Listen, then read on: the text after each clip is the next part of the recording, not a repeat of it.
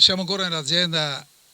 Re di Gagliardo, ci ha raggiunto l'amico Ferrazzano, il quale l'anno scorso era in produttori sementi Bologna di Singenta, quest'anno ha cambiato società, è in agroservice, però lui prima di venire via, da quel che ho capito io, ha messo l'occhio su un prodotto fenomenale, perché effettivamente questo grano duro è un grano duro che si fa dar del lei. Effettivamente vedete una spiga molto significativa, tozza, e questo è l'Amarcord e lui ci ha sempre creduto obiettivamente. A questo punto qua ci sto credendo anch'io, perché ci darà delle belle soddisfazioni. Adesso io volevo chiedere all'amico Ferrazzano di darmi alcune delucidazioni tecniche del prodotto. Grazie. Sì, grazie Arnaldo, mi fa molto piacere essere qui oggi con voi a parlare di questi prodotti, dei prodotti di gamma PSB. Mi presento, sono Gianluca Ferrazzano, sono responsabile del portafoglio genetico dei cereali di PSB e di Agroservice Isea. Quest'oggi abbiamo un campo meraviglioso di Amarcord, un materiale iscritto nel 2020. Che tipo di prodotto è questo frumento duro Amarcord? Con Arnaldo aveva delle esigenze particolari, ci aveva chiesto di essere competitivo in questo areale contornato da frumento tenero, quindi per noi, per Arnaldo, per le filiere di Arnaldo, l'obiettivo era cercare di fare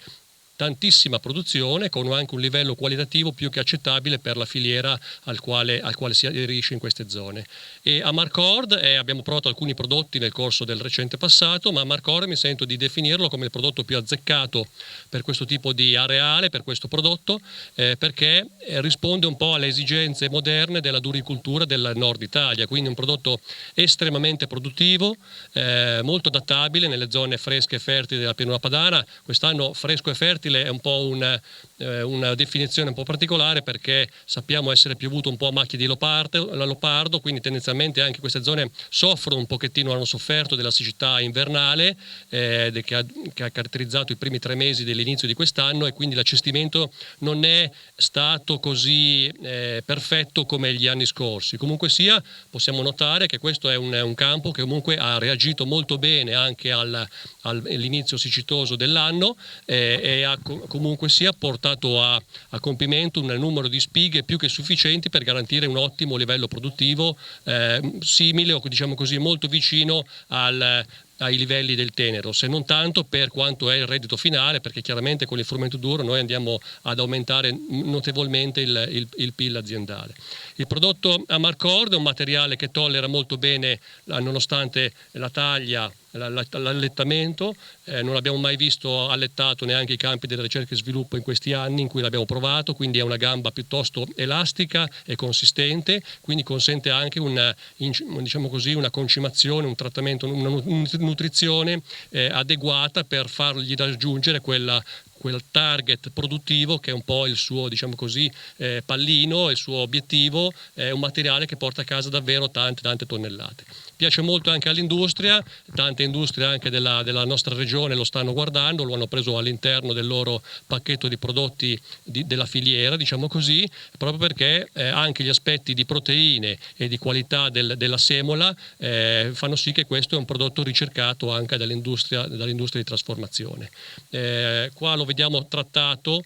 sicuramente, quindi i trattamenti soprattutto con gli SDH in foglia bandiera e in spigatura gli fanno sicuramente molto bene, però è un materiale che tollera molto bene anche la patologia, la Septoria in particolare, che negli ultimi anni aveva causato qualche problema qua in pianura padana, per cui mi sentirei, se non l'avete provato, di approcciarvi a Amarcord, di provarlo anche nella vostra azienda, perché ne rimarrete senz'altro soddisfatti, soprattutto se seguite un po' il protocollo di coltivazione che abbiamo condiviso e sviluppato insieme ad Arnaldo nel corso di questi ultimi anni.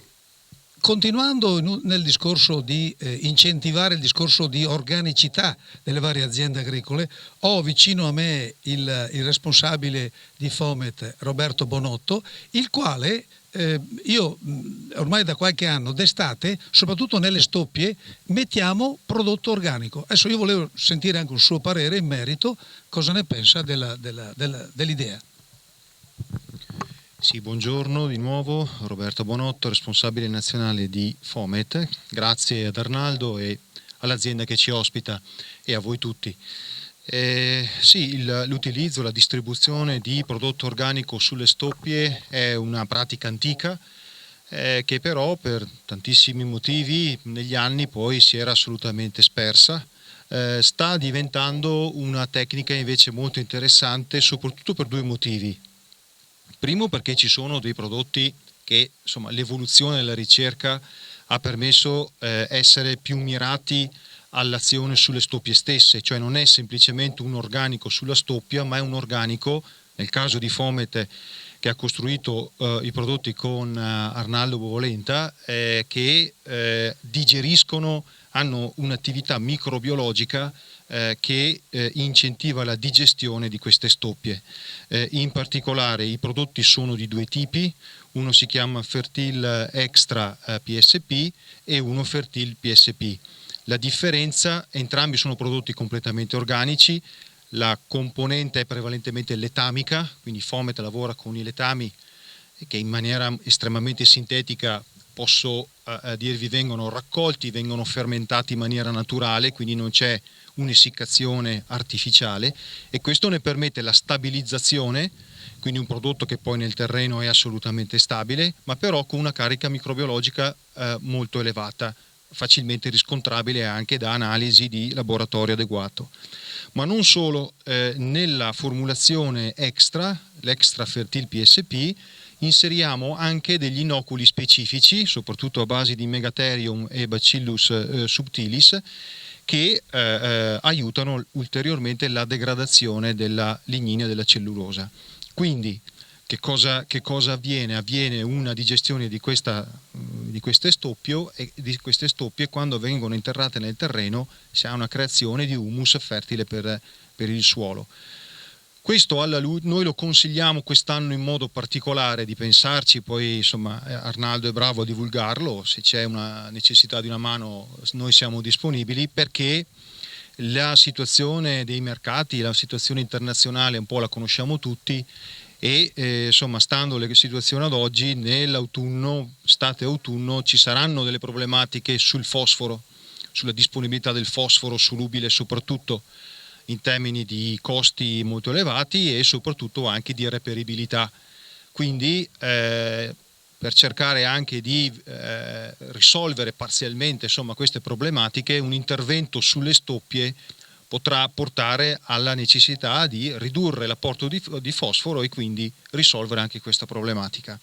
Siamo in presenza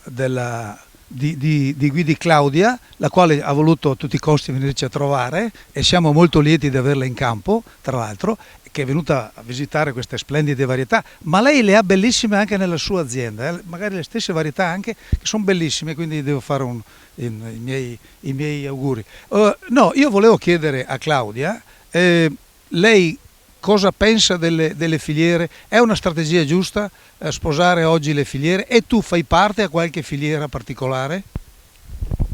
Buongiorno a tutti, assolutamente, noi facciamo parte del disciplinare di Carta del Mulino ormai da anni, e per noi è sempre stato fonte di grande soddisfazione, non solo perché le varietà sono state estremamente produttive, ma anche perché far parte come imprenditori di un progetto sulla sostenibilità e di un progetto che dà anche visibilità a noi, alle nostre aziende, è di grande piacere. Uno dei problemi più grandi per chi fa l'agricoltore oggi è decidere di cambiare il paradigma per cui devi produrre il massimo con il minimo. Quindi l'idea di destinare il 3% della propria superficie a una coltura che teoricamente è improduttiva, come il mix di fiori del mulino,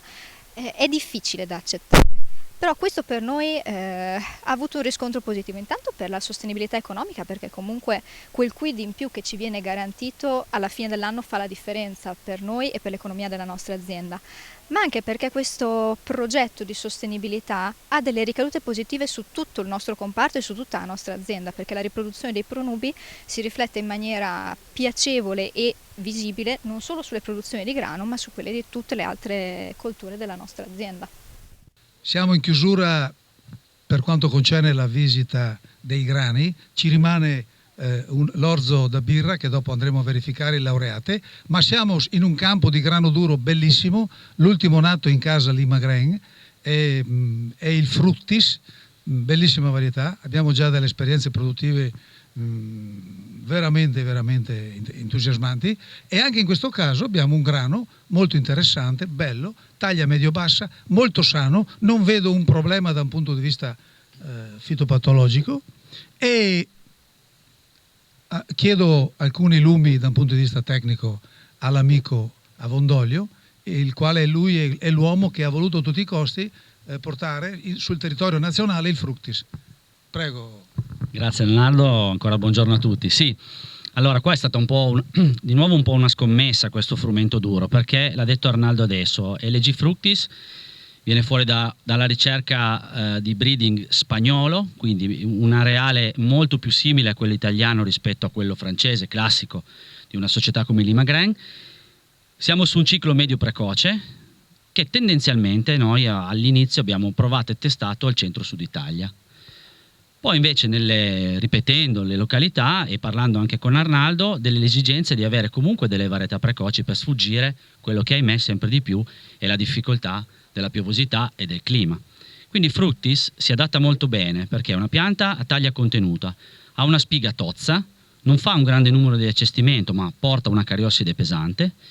e inoltre, non per ultima, è comunque una varietà che ha nella qualità una sua peculiarità, quindi peso specifico elevato, l'indice di giallo che è aumentato da 26 a 28 e il glutine elevato, quindi può entrare tranquillamente in un discorso di filiera sul quale Arnaldo ci sta lavorando. Però diciamo che per ribadire le caratteristiche è quello di avere un ciclo più precoce. Tendenzialmente la gente, ma tutti noi, pensiamo sempre che al nord, soprattutto al nord Italia, le varietà tardive siano quelle più performanti ed è sicuramente vero. Però l'altro anno la dimostrazione è che c'è anche qua qualche agricoltore che l'ha coltivato, lui è riuscito a arrivare a delle produzioni non buone, buonissime, da non credere. Probabilmente in situazioni di stress come quest'anno, dove la produzione sarà più bassa, credo che lui si difenda ancora bene o ancora meglio. Naturalmente non ha una grandissima fittezza, ma è normale per il grano duro e probabilmente anche questa caratteristica di quest'anno lo porterà ad avvantaggiarsi, perché meno piante, meno difficoltà di stress. Quindi siamo su un prodotto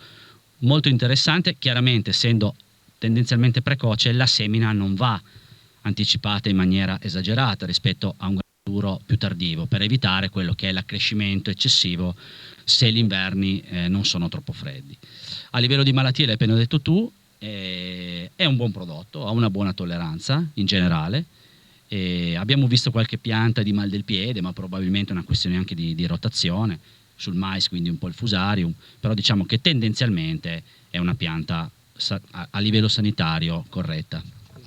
C'è da dire anche che l'azienda agricola usa il disciplinare Arnaldo Bovolenta, quindi per quello anche che insomma abbiamo una pianta performante. Si sta sicuramente in una botte di ferro, ma logicamente fa parte del nostro lavoro di sviluppatori, di società, cercare di dare i prodotti nostri ai migliori nostri partner, no? per poterli esaltare, perché poi alla fine è questo che dobbiamo fare. E naturalmente Arnaldo è uno dei nostri partner preferiti, speriamo sempre di potergli dare delle varietà nuove, perché lui è molto esigente, cioè veramente lui è molto esigente, ma d'altronde lui ha sposato un discorso di filiere, ne ha parlato tanto prima, ed è un po' la tendenza che dovrà essere in futuro, non si potrà più coltivare tanto ma si dovrà coltivare per quello che ci richiede l'industria. E il breeding va verso questa tendenza, cioè le varietà che facevamo un tempo, che siano di tenero o di duro, che avevano magari delle caratteristiche medie, mediocri, ormai non sono più prese in considerazione, quindi tutto si è elevato dalla proteina all'indice di glutine, al giallo, alle malattie e per ultimo, e molto importante in futuro, tutte le tolleranze agli stress, perché stiamo lavorando, tutti noi lavoriamo anche sotto questo aspetto qui. Grazie. Io ringrazio Avondoglio del suo bellissimo intervento e adesso ci spostiamo a vedere l'ultimo prodotto, che è l'orzo da birra, che farà parte della filiera della nuova malteria che nascerà a Loreo, e quindi ci spostiamo in campo.